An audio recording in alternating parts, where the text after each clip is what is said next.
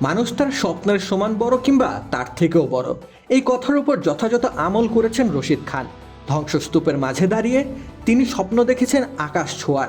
Afghanistan cricket দলকে নিয়ে যেতে চেয়েছেন অনন্য উচ্চতায়।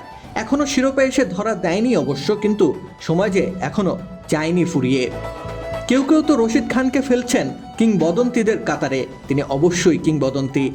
ধসে পড়া দেয়ালের ফাঁক গলে দিনের আলোর অন্বেষণ করেছে সকলে। সেই আলোকে রঙিন করে তুলেছেন রশিদ খান।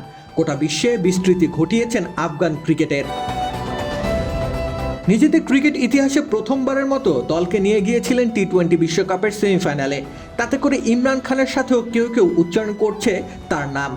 তবে আদতে কি রশিদ সেই পর্যায়ে পৌঁছাতে পেরেছেন?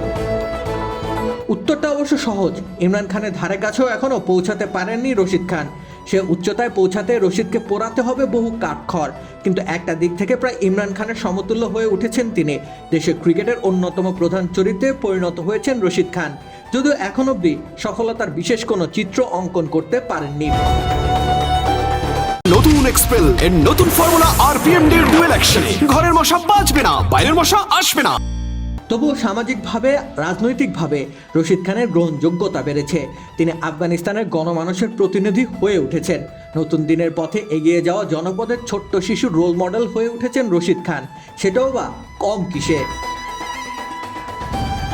তবে ক্রিকেটীয় যাত্রায় ইমরান খানের থেকে ঢের পিছিয়ে আছেন এখনও রশিদ। তার যে এখনও অনেক কিছু জেতা বাকি। অবশ্য রশিদের দলে একজন ওয়াসিম আকরাম নেই, জাভেদ মিয়াঁদাদ নেই। তবে ফজল হক ফারুকী, রহমানুল্লাহ গুরবাজরা চেষ্টা চালাচ্ছেন বটে। একদিন হয়তো দলগতভাবে সবচেয়ে বড় অর্জনটাও ধরা দেবে রশিদ খানের হাতে। সেদিনের অপেক্ষায় রয়েছে পাহাড়ের পাদদেশে থাকা জনপদ। এখনও ক্ষত বয়ে বেড়ানো আফগান ভূমি হয়তো অপেক্ষায় আছে সেই দিনটার। রশিদ খান সেদিনের কাছে নিয়ে যেতে চাইবে সকল অপেক্ষমান চক্ষু যুগলকে। সেদিন হয়তো ইমরান খানের সাথেই উচ্চারিত হবে রশিদ খানের নাম। রাকিব হোসেন রুম্মান, খেলা ৭১।